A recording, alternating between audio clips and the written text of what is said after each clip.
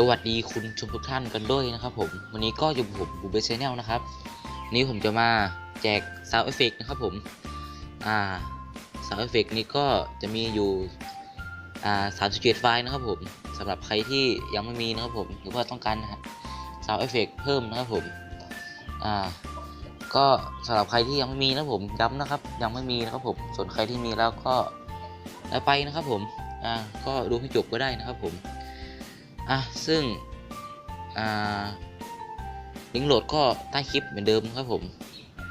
ตัวอย่างก็ใต้คลิปเหมือนเดิมเนี่ยโอเคครับถ้าดูคลิปนี้จบแล้วก็อย่าลืมกดไลค์ให้ผมด้วยนะครับผมแล้วก็อย่าลืมกดติดตามให้ด้วยนะครับผมโอเคถ้างั้นสำหรับวันนี้บ๊ายบายครับ